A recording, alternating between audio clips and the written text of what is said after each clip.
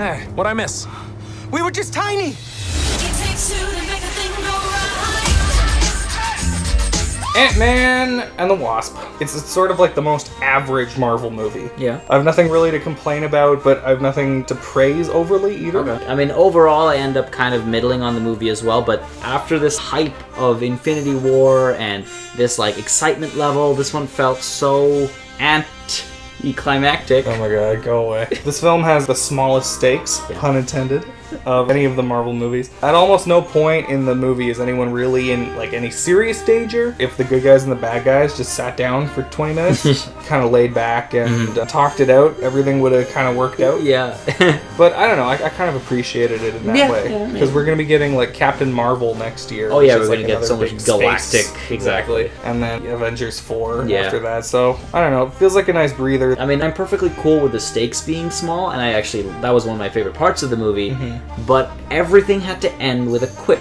So I take it you didn't have that tech available for me? No, I did. Well, that started in like the Avengers. It just has been getting worse. Yeah, exactly. This movie really scales it up.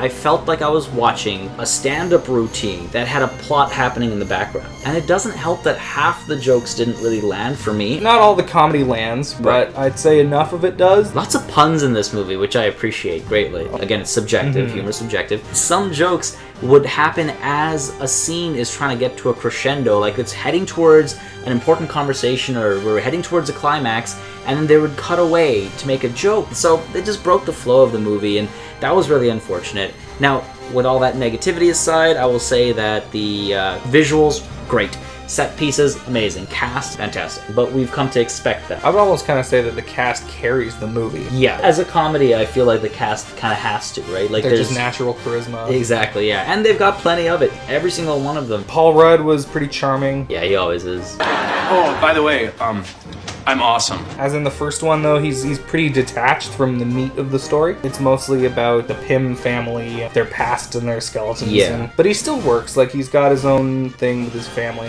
That little girl that plays his daughter is adorable. She was amazing, yeah. Evangeline, Lilly, and Michael Douglas are also pretty great. They both kind of get more to do this time around. Even Hank Pym. Like, he's actually involved in the heist, as it were. Same with Michael Peña's character. Yeah, he's by far my favorite. I wish I had a suit, even with like minimal powers. Or maybe even just a suit with no powers. It felt more like a team effort this time around, rather than the first one, which was just sort of like, here, Paul Rudd, you go here and do a thing. Yeah. The only chance we've got is both of you.